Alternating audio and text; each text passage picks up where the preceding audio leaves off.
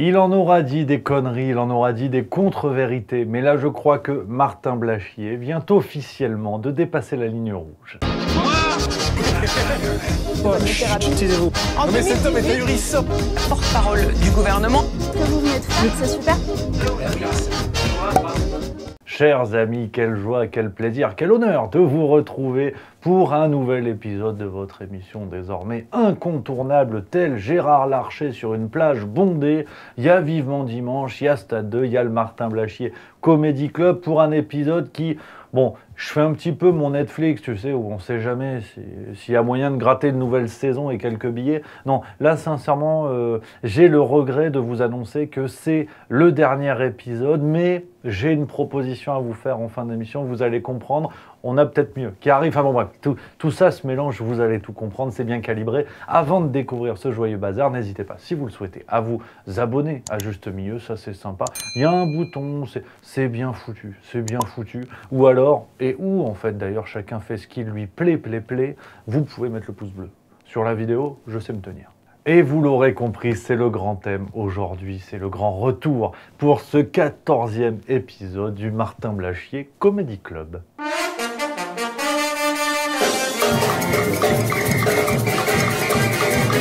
Et c'est vrai que là, je m'adresse directement au susnommé.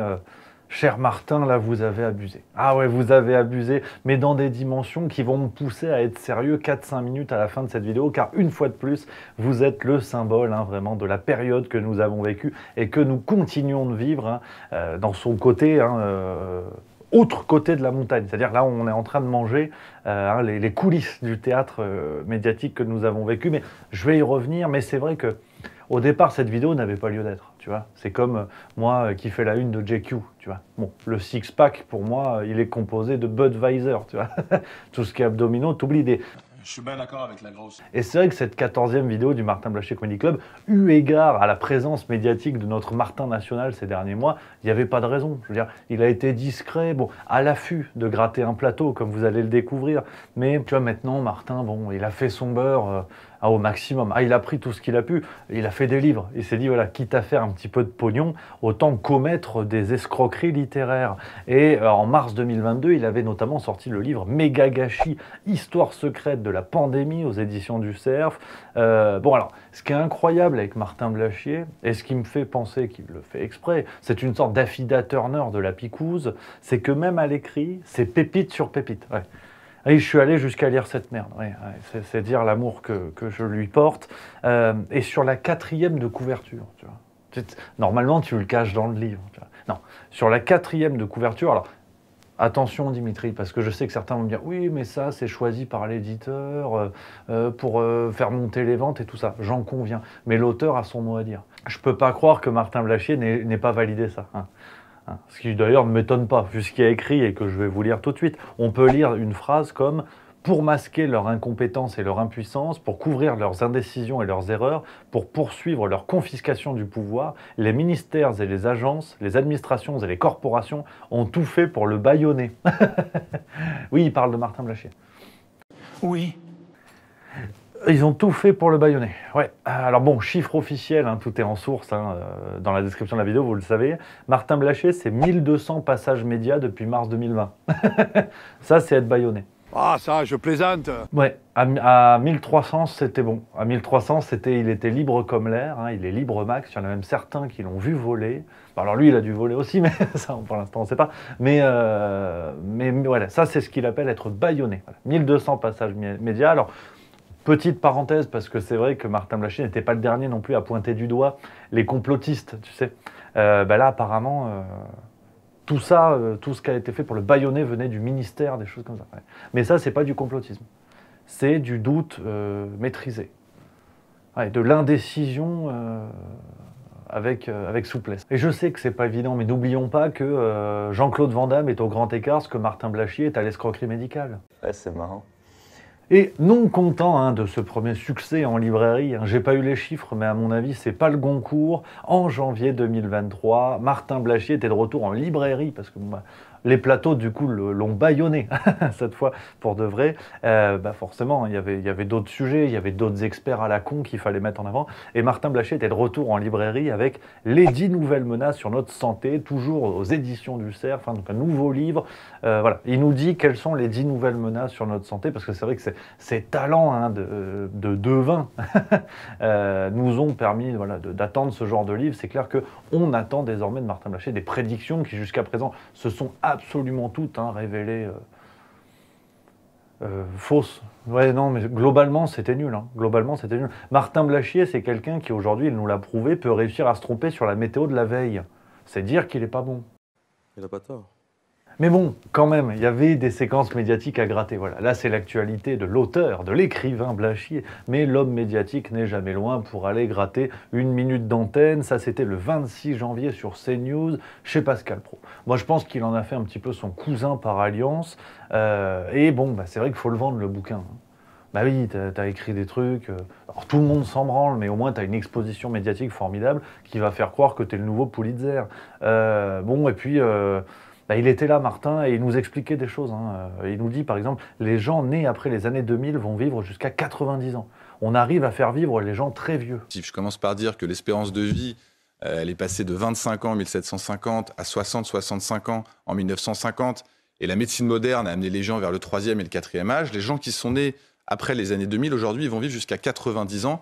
Donc la bonne nouvelle, c'est qu'on arrive à faire vivre les gens très vieux. Donc on peut les rassurer là-dessus. Vous allez mourir vieux. On peut dire ça aux gens. Alors, heureusement qu'il est là, parce que c'est vrai que tu regardes déjà du côté du Sénat, tu as compris que sur le plan de la santé, on a fait des progrès formidables. Hein. On continue la tournée médiatique. Là, on est le 30 janvier, toujours sur CNews, toujours chez Pascal Praud. Maintenant, il est expert de la retraite. Non, mais c'est pas vrai! Oui, alors c'est vrai que vous, je sais, vous êtes des fidèles parmi les fidèles, donc vous avez bien vu que, au fil de ces 14 épisodes désormais, vous avez bien vu que Martin Blachier, demain, si on le chauffe un peu, il est expert en pole dance. Je veux dire, il s'en fout en fait. Il est expert en ce en quoi il faut être expert pour passer à la téloche. Un jour, on le verra sur Téléfoot et il nous expliquera l'histoire de la JOCR. C'est pas grave. Mais maintenant, c'est la retraite. Forcément, c'est au cœur des débats. Et il nous a dit, le seul pays d'Europe qui a réussi à faire survivre son système de santé, c'est l'Allemagne. Pourquoi l'Allemagne? Parce qu'elle a fait appel à une main-d'œuvre étrangère. Le seul pays d'Europe qui réussit à faire survivre son système de santé, c'est l'Allemagne. Et pourquoi l'Allemagne? Parce qu'elle a fait appel à une main-d'œuvre étrangère de façon extrêmement importante. En Angleterre, en Espagne, en Italie et en France, c'est une catastrophe. Et je vous garantis, qu'on pourra avoir tous les discours qu'on veut. On fera venir des soignants étrangers, parce que de toute façon, c'est une problématique de pyramide des âges. Tu sais, au bout d'un moment, on n'avait pas attendu ça pour que le mythe s'effondre, mais les Marty, les Blachier et consorts qui sont sur les plateaux, qui nous avaient expliqué en temps de Covid qu'il était important d'écouter les experts et que des personnes non qualifiées qui s'exprimaient sur des sujets étaient de facto décrédibilisées, quand Martin Blachier parle de retraite, du coup, je ne sais pas en quoi il est vraiment expert. Parce qu'à la limite, qu'il soit expert en retraite, à la limite, je m'en branle. Mais en santé, j'ai encore d'affreux doutes. Et du coup, il faut le croire dans quel domaine? Le hic. Mais tu vois, la même émission, et ça, c'est du Martin Blachier pur jus. Tu vois, on va commencer à monter la mayonnaise. Voilà. Ceux qui ont l'esprit fragile, c'est maintenant qu'il faut aller se mettre les doigts au fond de la gorge. Parce qu'il passe aux aveux. Et oui, forcément. Surtout que faut vendre son bouquin à la con, où lui-même fait des aveux. Tu sais, t'as dit tout et son contraire. Tu te rends compte que le surcontraire est vendeur aujourd'hui, donc tu dis le surcontraire, il s'en fout. Et il t'explique un confinement, dépenses sanitaires, on en a trop fait. Qu'on en a trop fait, ils sont bien conscients. Ah bon? Mais même, il y a des économistes qui le disent aujourd'hui, qui disent par exemple, le problème, c'est qu'on ne peut plus faire passer aucune mesure en France parce que tout le monde rapporte ça aux 400 milliards du coût de la crise Covid. Donc, par exemple, sur la réforme des retraites, les gens disent, mais c'est ridicule, en fait, les sommes qu'on va économiser par rapport à ce qu'on a dépensé. Donc, ça crée un espèce de précédent.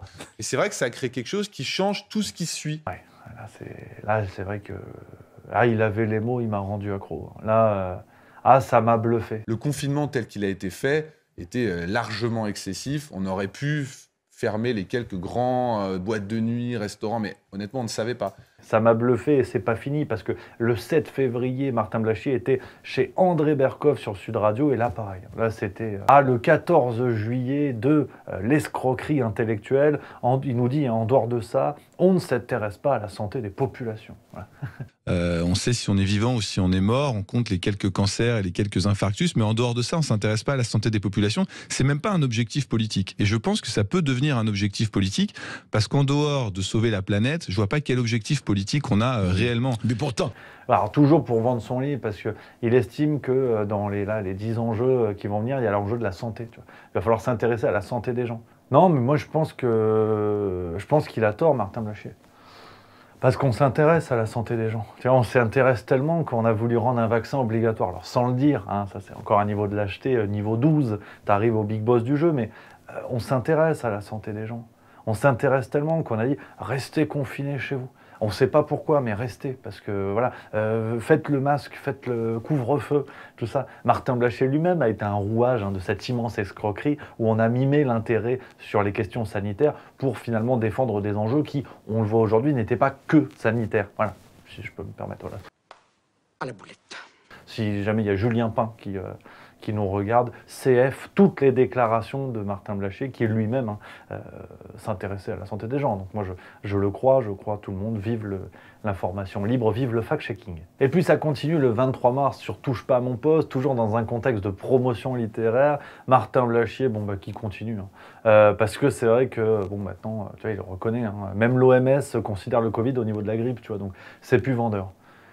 Parce que c'est au niveau de la grippe maintenant. C'est ça. Même l'OMS a considéré que c'est pas pire. Comment ça se fait que le Covid, ça c'est une question, c'est mort, c'est parce qu'il y a d'autres priorités ou c'est vraiment moins grave? Non, c'est parce qu'on s'est habitué à vivre avec et que nos systèmes immunitaires sont relativement entraînés maintenant avec l'Omicron et qu'on y survit très bien. Non, jusqu'à présent, c'est plus vendeur. Il ne pourra pas débouler en disant « ouais, 14e vague, confinement ». Non, non, il pourra, j'ai peur que ça ne marche plus vraiment, donc il faut trouver autre chose.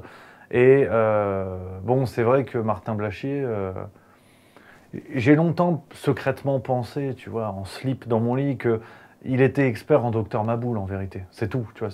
Bon, il a fait des études de médecine, mais moi aussi, une fois, je suis allé à Harvard pour visiter, tu vois. J'ai pris des photos, j'ai pris 4 photos, puis je me suis tiré au bout de 2 heures. Est-ce que je peux dire que j'ai fait Harvard? Je suis pas sûr, tu vois. Mais Martin Blachier, maintenant on a compris, il parle des variants et tout ça avec une légèreté où tu dis, effectivement, on était dans le bon depuis le début. C'est de plus en plus, c'est des sous-familles, donc plus on avance, plus ils se ressemblent les uns les autres, mais ils varient quand même, mais dans un spectre beaucoup plus étroit. Ça reste de l'Omicron, assez léger, voilà. Et donc quoi, le Covid, c'est fini? Ouais, le Covid, c'est sans doute fini, ouais. Et puis, il ressort l'argument, évidemment, oui, on en a trop fait. Non, mais évidemment, oui, on en a trop fait. Ouais. Tout le monde est d'accord pour dire ça. C'est-à-dire le confinement et tout, c'était trop? Oui, le confinement, c'était beaucoup trop. Le premier confinement, c'était trop? Non, mais on ne savait pas, mais avec le recul, si aujourd'hui on avait à le refaire, évidemment qu'on ne referait pas ça. Et avec, en plus, cette pépite ultime, et là, je vais être savamment grognon. Le même jour, sur Touche pas à mon poste, Martin Blachier nous dit il fallait suivre le modèle à la suédoise. Mais on aurait fait le modèle à la suédoise, c'est-à-dire bar, resto et quelques mesures, les grands événements, ce serait passé. Ça n'aurait pas été tellement pire que ce que ça a été. Mais... Ce fameux modèle à la suédoise qui avait été tant décrié, pas de confinement, des mesures barrières vraiment limitées à leur strict minimum. Et à ce moment-là, tout ce que notre pays avait compté de bonnes âmes et d'experts en santé nous avait dit que c'était n'importe quoi et que la Suède, que tous les habitants de Suède allaient mourir. Finalement, aujourd'hui, c'est vrai que on a des infos qui ne vont pas franchement dans ce sens, mais... À la limite, c'est pas grave, on pouvait pas savoir, tu vois, mais c'est le risque des archives parce que Martin Blachier disait des choses comme ça. Ouais, tout le monde s'intéresse au modèle suédois. Il y a même des gens qui ont été faire des études pour comprendre pourquoi ça circulait pas autant en Suède. Et je vous dis, ils se sont rendus compte que tout simplement, ils avaient diminué de 70 à 80% leurs rapports sociaux. Spontanément. Oui, mais ça, c'est les Suédois. Ils l'ont fait spontanément. Donc il y avait d'autres méthodes. Oui, il y avait d'autres méthodes, mais c'est des méthodes de Suédois. Et on en arrive à la conclusion, chers amis. On en arrive à la conclusion parce que là, je vais être un peu plus chiant que d'habitude. Alors déjà, pour certains, c'est vrai que je le suis tout le temps. Mais là, ça va être encore pire. Donc si jamais il y en a qui ne sont pas trop accrochés, attention. Mais je m'oblige, et la situation m'oblige à être sérieux 4-5 minutes face à ce qu'on voit. Alors c'est vrai que Martin Blachier, c'est un de mes Pokémon favoris. Tu vois, c'est mon Pikachu niveau 130. On le sait, avec le Martin Blachier Comedy Club, on s'est toujours fendu la gueule avec ses contradictions, avec ses erreurs, avec ses comportements médiatiques grossiers et manquant cruellement d'humilité. Du tout, je pense que le confinement aggrave beaucoup de choses, mais en tout cas sur le Covid, il est très efficace. Et partout où le confinement a été mis en place, l'épidémie décline fortement. Mais là, je crois que Martin Blachier vient vraiment de nous révéler le pire de sa pensée, dans la mesure où on peut se tromper, on peut être dans la contradiction, on peut se contredire soi-même. Vous connaissez la ligne, ça a toujours été le propos sur Juste Milieu depuis le début. Il n'y a absolument aucun problème, mais c'est au cœur de la crise que nous avons vécue, c'est qu'on a imposé aux citoyens des figures tutélaires qu'il fallait croire face à d'autres personnes qu'il ne fallait plus croire. Excusez-moi, j'en perds mes mots. Et donc, de fait, aujourd'hui, la position de Martin Blachier, qui n'a même pas le neurone nécessaire pour se dire « bon, je vais faire preuve d'humilité, rester dans ma grotte quelques mois et revenir plus tard sur d'autres thématiques pour gratter un semblant de présence médiatique ». Et je pense que du coup, inconsciemment, parce qu'il ne faut pas se faire d'illusions, c'est addictif le fait de vouloir aller dans les médias. Et donc en fait, vous faites exprès de passer un message grave et négatif parce que vous voulez qu'on continue, à vous inviter et aussi avoir de l'influence. Même pas. Martin Blachier déboule et pense que d'un revers de la main, il peut balayer toutes ces déclarations qui ont eu un impact sur la vie des gens. Aujourd'hui, soyons clairs, quand on disait que les complotistes, les antivax, les consorts, tous les gens, tous les méchants de la société française avaient du sang sur les mains, je pose la question. Je me permets juste de la poser. Alerte l'Express si jamais, tu vois. Je pose la question. Est-ce que les Martin Blachier et consorts ont du sang sur les mains aujourd'hui? Ils reconnaissent leurs contradictions, ils reconnaissent leurs erreurs, mais avec tous leurs propos, en insistant pour la vaccination, en insistant pour le confinement, en insistant pour le couvre-feu et pour toutes les mesures sanitaires qui ont été mises à l'œuvre, alors qu'aujourd'hui ils reconnaissent qu'ils en ont trop fait, pour paraphraser Martin Blachier, quelle est la responsabilité de ces gens-là? Alors là, je redeviens un peu un humaniste, c'est-à-dire que comme je l'ai dit, on peut se tromper, on peut se planter, on peut être en contradiction. On est depuis le début face à une situation qu'on ne maîtrisait pas. Et donc le manque d'humilité de ces personnages médiatiques qui ont été auto-construits, c'est-à-dire qui n'existaient pas et qui n'existent toujours pas plus, parce qu'on ne se construit pas avec des contradictions et du vent, ces gens-là aujourd'hui sont décrédibilisés. Et pourtant, ils continuent à être au premier plan, à nous expliquer ce qu'il faut croire et penser. Quelle est la réelle responsabilité de Martin Blachier? Au-delà de nous avoir offert des éclats de rire incroyables, on peut le dire. Ouais, c'est pas faux. Quelle est sa vraie responsabilité? Parce qu'il est trop facile aujourd'hui d'arriver et de dire « Oh, mais on en a trop fait, mais c'est pas grave », comme si on s'était planté sur l'achat d'une bagnole. On parle aujourd'hui de questions sanitaires. Quelle est la responsabilité vis-à-vis des citoyens français qui ont cru en Martin Blachier, qui ont cru en ses déclarations? Parce que, bon, en même temps, on n'avait pas le choix, il n'y avait que lui à la télé. C'était lui ou sur Gulli, tu avais les zinzins de l'espace. D'ailleurs, la confusion était rapide. Mais c'est vrai que je suis sidéré par l'attitude de Martin Blachier et d'autres qui aujourd'hui débarquent en nous expliquant que bon, finalement, voilà, ils se sont trompés, mais c'était pas si grave. Pourquoi ont-ils persisté dans ces erreurs alors que pour certaines, il était possible dès le départ d'émettre des doutes, de mettre en doute, de mettre en cause ces certitudes-là? Ils ne l'ont pas fait. Aujourd'hui, on ne balaie pas ça d'un revers de la main. Il faut quand même se rendre compte, et sans être trop excessif, on va dire, dans la réaction, que dans une démocratie normale, ces gens-là, médecins de plateau, intervenants médiatiques et d'autres, et décideurs politiques bien sûr, leur vraie place serait dans un tribunal. Loin de moi l'idée d'appeler à la peine capitale, bien évidemment que non, mais ils devraient au moins subir une forme de honte face à leurs propos qui aujourd'hui sont complètement déconstruits. Ces gens-là devraient répondre de leurs actes. Pourquoi ont-ils émis autant de certitudes? Pourquoi ont-ils participé à une telle machinerie qu'ils dénoncent aujourd'hui et qu'ils accusent? C'est juste ça, je ne te parle même pas de peine de prison, mais juste que le glaive de la justice s'abatte sur leurs certitudes et s'abatte sur leur manque d'humilité. Donc quand Martin Blachier parade tel une Affida Turner du stéthoscope, je vous avoue que ça me fait mal au cul. Pardon pour la vulgarité. Donc voilà, chers amis, on arrive quasiment au bout de ce 14e épisode du Martin Blachier Comedy Club, mais je vous avais dit que j'allais avoir une idée parce que c'est vrai que Martin Blachier, une fois de plus, est un symbole de ce qu'on a vécu, c'est-à-dire qu'il est aujourd'hui, après avoir été différents symboles, à travers ses contradictions, ses postures médiatiques et autres, il est aussi un symbole de ces intervenants médiatiques qui ont couru les plateaux pour vomir leurs bêtises sans aucune certitude, mais avec un certain aplomb, et qui aujourd'hui restent encore présents, quitte à dire n'importe quoi et à se dédire jusqu'au bout. Mais il n'est pas le seul. Et c'est l'idée que je voulais vous proposer, parce que Internet a de la mémoire, nous avons de la mémoire, et nous avons surtout envie de nous fendre la gueule face à toutes ces déclarations complètement absurdes auxquelles on a eu droit et qui aujourd'hui sont complètement défoncées et déconstruites. je vous propose une nouvelle émission, une sorte de fils spirituel du Martin Blachier Comedy Club. J'ai pas encore le nom en tête, mais sur une logique d'archives, avec les grands personnages qui ont fait la période Covid-19. Je pense à Patrick Pelou, je pense à Mathias Vargon et consorts, ressortir un petit peu toutes les archives et en faire une petite vidéo à la manière du Martin Blachier Comedy Club, que tout le monde puisse manger. Voilà, c'est le sens de l'égalité à la manière de Juste Milieu. Donc, allez-y, en commentaire, dites à qui vous pensez et envoyez les séquences, si vous avez des liens de vidéos YouTube ou Twitter ou autres, les séquences des personnages que vous aimeriez voir dans cette vidéo. Peut-être ça va être mange tes archives, je sais pas. Il y a moyen que ce soit ça, ça me plaît bien. Si l'idée vous plaît, n'hésitez pas à le dire en commentaire parce qu'il faut qu'on continue, quoi qu'il arrive, et quels que soient nos désaccords, à se fendre la gueule. Donc voilà, chers amis, j'espère que cet épisode vous a plu. Je compte sur vous pour cette nouvelle émission qui va naître grâce à Martin Blachier. On ne pourra jamais assez le remercier. J'espère que vous avez passé un bon moment, ça c'est le plus important. En attendant les prochaines rigolades, vous pouvez découvrir les autres vidéos Juste Milieu et où vous vous abonnez, vous le savez. Allez, on y retourne.